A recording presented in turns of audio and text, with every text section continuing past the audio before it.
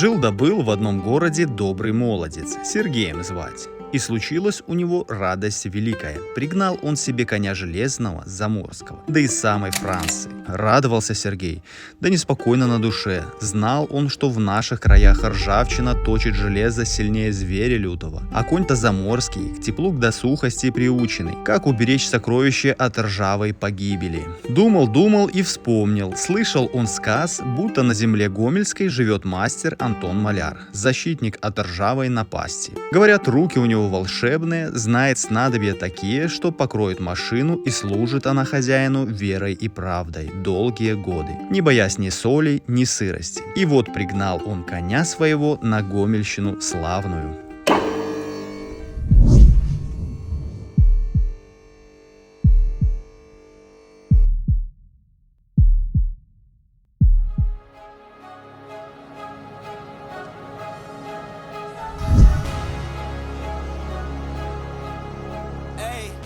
Так, значит, сейчас мы столкнулись с такой проблемой, что вытащить глушитель мы не можем. И бак, скорее всего, снять мы тоже не можем без снятия подрамника. Потому что здесь у него горловина припаяна, там непонятно. Даже если мы там ослабеваем, то есть как бы вытащить довольно-таки проблематично. Поэтому принято решение открутить здесь подрамник. Потому что для того, чтобы снять заднюю, то есть балку, нужно отключить тормоза, там отключить амортизатор. Это отдельная статья слесарных работ и отдельная статья, как говорится, расходов. Попробуем отделаться минимальной кровью. Просто здесь открутить и подвесить. После чего попробуем вытащить глушитель и попробуем снять бак. Если уже так не получится и нужно будет снимать полностью балку, все это отключать, тогда уже, как говорится, клиенту чуть дороже становится эта работа. Вот, ну, как бы там не критично.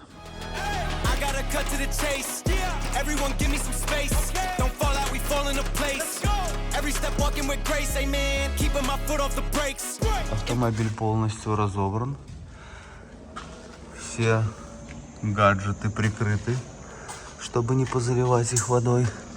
По кузову могу сказать так, что вопросов здесь каких-то подозрительных мелких жучков, коррозий ничего не обнаружено. Бак сняли. Все сняли. Доступ даже при наличии задней балки к кузову очень отличный. Герметика много.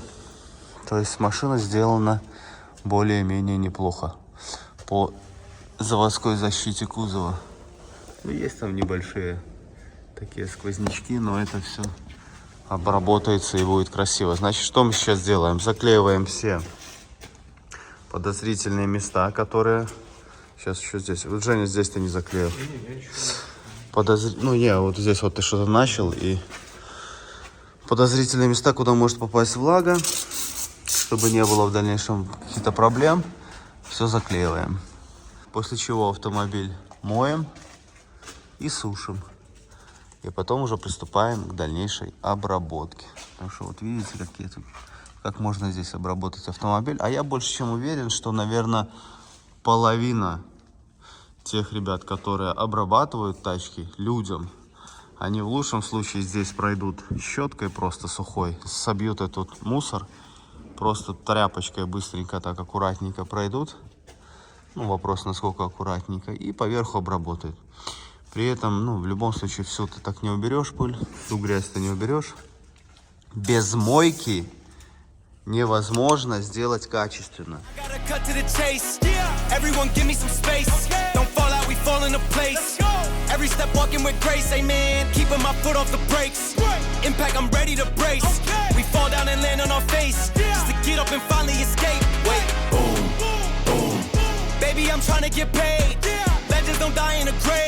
They live through the story they made, okay? Boom, boom.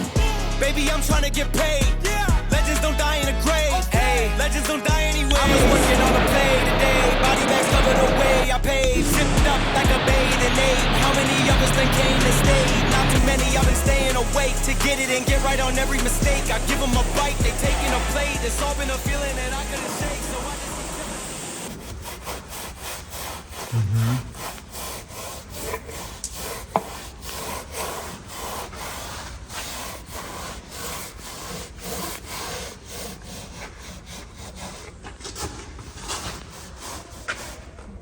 Ну что ж, господа, давайте посмотрим, что у нас там получилось. Автомобиль мы отмыли.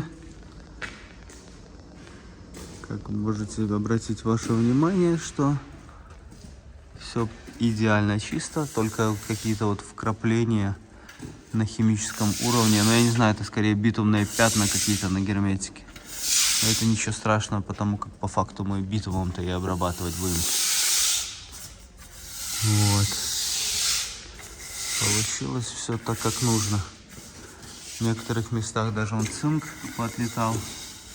Не цинка, а краска от цинка. То есть грунт. Сзади такие коварные места тоже все отмылось. Отлично.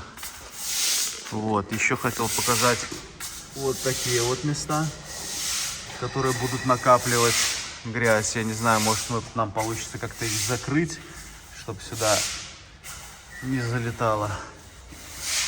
Вот. Ну, посмотрим, может, не будем это делать. Все. Автомобиль сушим и потом приступаем к оклейке и к обработке.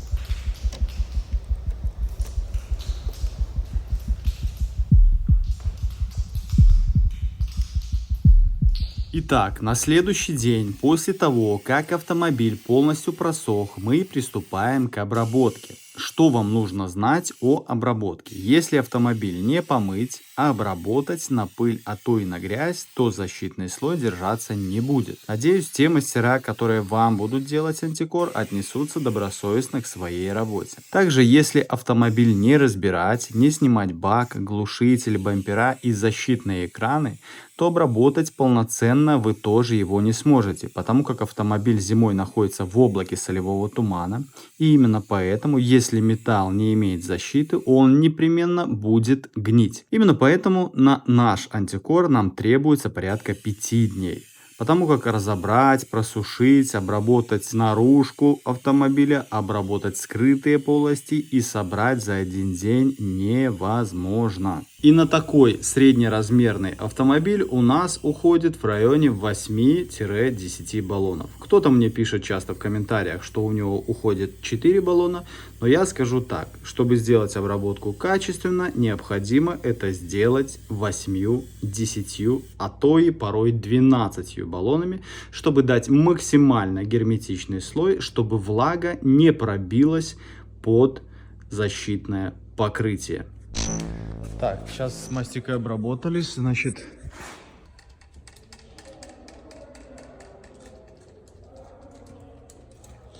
ну под днищу вопросов нету, тут она, как правило, легко идентифицируется. Значит, смотрим здесь. Так, спереди это для скрытых будем обрабатывать, тут будем для скрытых, поэтому все хорошо. Так, ну визуально вроде все хорошо. Так, и эту часть.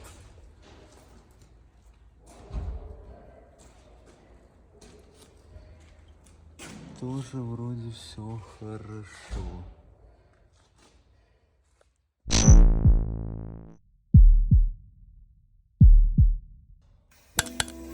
Если вы хотите обработать скрытые полости в автомобиле, то вы должны понимать, что материал для скрытых полостей должен обладать следующими свойствами. Он должен постоянно оставаться жирным и не пересыхать. Слой антикора должен быть правильной толщины, иначе материал от вибраций стекает со стенок и забивает дренажные отверстия. При этом материала на стенках не остается, а влага, которая образуется в скрытых полостях, не сможет выходить, и ваш автомобиль все равно будет гнить. Также материал, как в нашем случае, не должен пахнуть. Иначе приятного будет мало. Если вы будете ездить несколько лет с вонью в салоне, особенно если автомобиль будет новым. Ну и самое главное, материал для скрытых полостей должен хорошо отталкивать влагу, защищать от коррозии и иметь хороший расползающий эффект. При этом не течь при нагреве. Именно поэтому мы используем материал для скрытых полостей собственного производства, который отвечает всем вышеперечисленным характеристикам. А именно, не пахнет, защищает от коррозии, наносится тонким слоем, не смывается водой, не течет при нагреве и всегда остается жирным, а соответственно хорошо защищает ваш автомобиль. Также мы часто обрабатываем изнутри балки и подрамники. Важная поправка, что обрабатывать снаружи балки и подрамники бессмысленно, потому, как правило, все они ржавые. И его полностью надо разобрать, отпесочить, загрунтовать, а потом уже только обрабатывать. А если все эти процедуры провести, то стоимость работы с подрамником превысит саму стоимость подрамника. Именно поэтому мы обрабатываем просто по фану, только изнутри. Как говорится, нам не жалко, и это определенно продлит срок службы этих железок.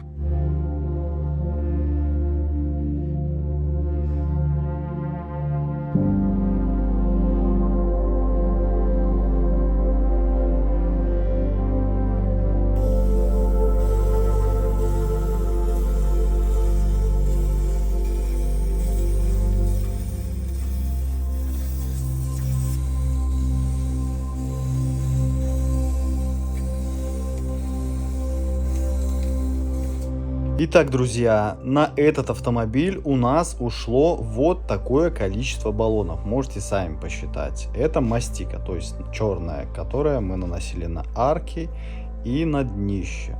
Никто не спорит, это можно было сделать и 4 баллонами, но, соответственно, качество такой обработки будет гораздо хуже.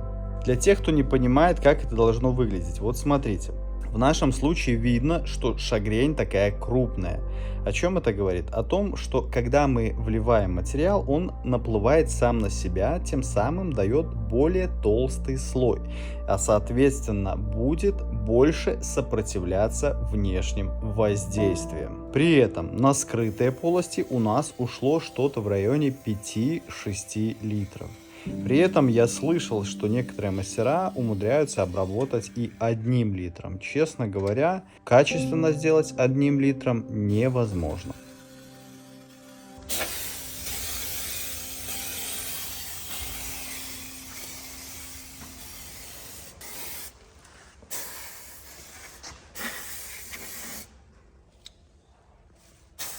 И, кстати, обратите внимание, что для того, чтобы залезть в порог, пришлось оторвать заглушки, раз, а во-вторых, пришлось сверлить отверстие, потому как везде было просто глухой металл, и вовнутрь залезть было невозможно. Проклеиваем скотч. Для чего?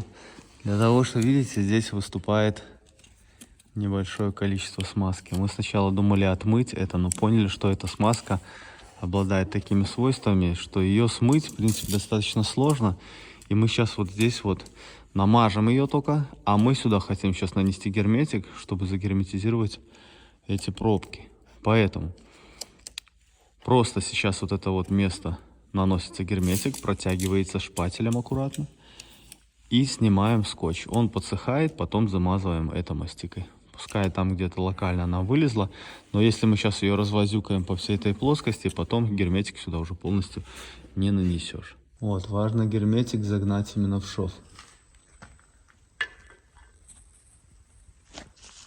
чтобы там не было воздуха. И герметик, конечно, должен быть хороший.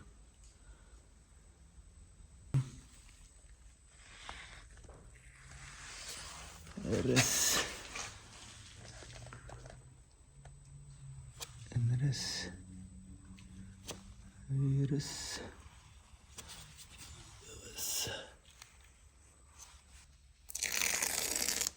Есть, так. И потом еще так аккуратненько по краешку вот это вот место, чтобы не было этого перепадика.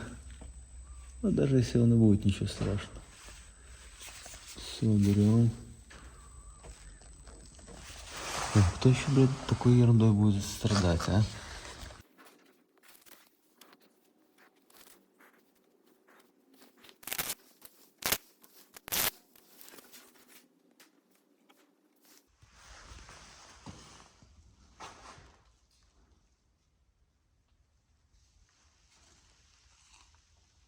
Итак, значит, давайте посмотрим, что у нас получилось с этими пробками. Значит, опачки, опачки, опачки, опачки. Блин, оно даже, честно скажу вам по ощущениям, что оно даже и не видно. Если кто-то неопытный сюда придет, ну, здесь еще мастикой надо будет подмазать после высыхания, то никогда, в принципе, никто и не увидит. Этот герметик очень прочный, он, скорее всего, даже прочнее того герметика, который был. При этом он очень эластичный. Так, что хотел еще сказать. Так, вот здесь аккуратненько пальчиком так, хоба. Что хотел сказать, ребят, что самое простое решение этого всего было. Это просто вообще не обрабатывать скрытые полости, просто эти пробки не выковыривать, оставить так, как есть, а клиенту сказать, что все скрытые полости обработаны и все хорошо. Сталкивался с такими поступками, поэтому в этом случае, то, что мы вот этой вот заморочились, мы обязательно, конечно, согласовали это с клиентом. Я позвонил, сказал, что так и так, что пробки загерметизированы, их нужно вырезать. Мы их вырезали, половину сломали. Показали, что там глухой металл. Я все рассказал, что это нужно сверлить, иначе просто порог не обработать. Вот ключевой момент. С клиентом нужно разговаривать. Понятное дело, что там многие залипушники просто посмотрят: о, не, лезть туда не будет, для того, чтобы просто сэкономить свое время. Я ни в коем случае не говорю о том, что мы делаем идеально, все остальные залипушники. Я не про это. Я про то, что с клиентом нужно разговаривать и стараться максимально ему донести всю информацию, чтобы он понимал, что происходит.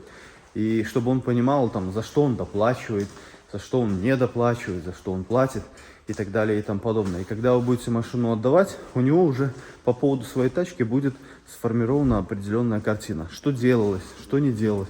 Да, конечно, залипушникам проще всего сказать, что мы все сделали, сделать это за 1,5 дня, отдать машину и давай до свидания. Да какой за 1,5, там, за несколько часов. То есть как-то так.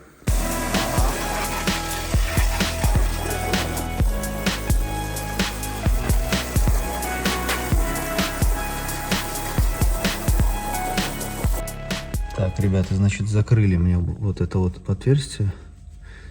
Но для того, чтобы это держалось точно хорошо, периметр нужно закрыть герметиком.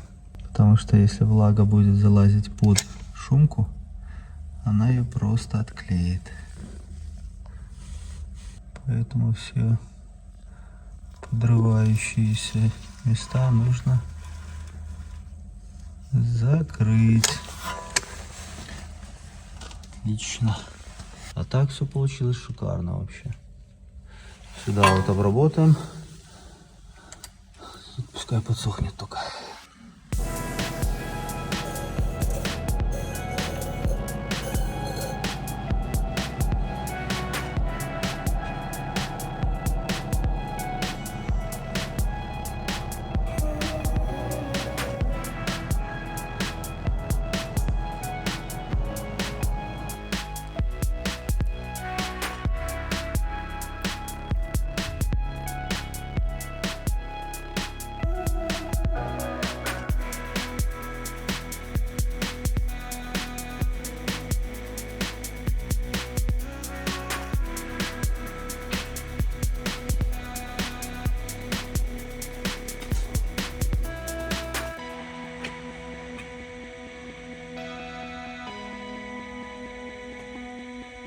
Шик-шик-шик-шик-шик-шик.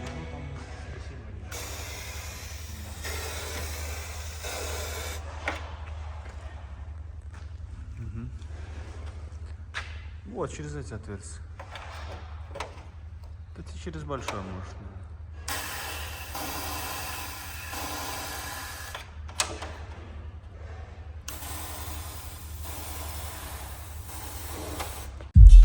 Итак, друзья, значит, автомобиль у нас готов. Стоят подкрылки, юбки по колено. Короче, вот эти вот заглушки, это наши уже заглушки. Те, которые здесь стояли, они отвалились. Вот, как вы видите, пороги у нас промазаны. Защиты стоят. Блин, ну тут все настолько закрыто, что тут даже и нечему будет со временем гнить. Вот, пескострую это все подвержено не будет. Стоит все идеально, я так скажу. Куда ни глянь, просто красота. Вот здесь наши импровизированные коробы. Ничего не мешает им. И никто даже не догадается, что здесь было и как. Так, воском верх амортизаторов промазан. Короче, все идеально, я так скажу. Под защитами тоже, соответственно, мастика. Вы это все прекрасно видели.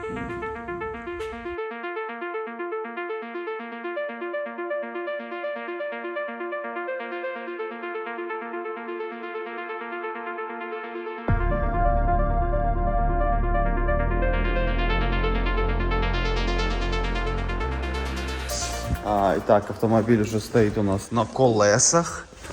Значит, смотрите, как четко прилегает обработка к листве. Вот здесь бампер, смотрите, как четко прилегает, видите? К обработке, не к лакокрасочному покрытию. Вот. Что в дальнейшем поспособствует защите лакокрасочного покрытия. Здесь тоже нигде ничего не выпирает. Ну что, друзья, автомобиль закончен, значит, потраченное время у нас ушло в районе 7 дней. Если в среднем у нас где-то уходит в районе 5, то конкретно с этими пробками, с этими сверлениями, с какими-то нюансами дополнительно у нас ушло 7 дней. Ну, как бы ничего не страшного, сделали, постарались сделать все максимально качественно. Поэтому, если вам тоже нужна хорошая качественная обработка, я оставлю ссылку в описании. Пишите в Инстаграм, в Телеграм и ВКонтакте. Так что как-то так. Всем пока.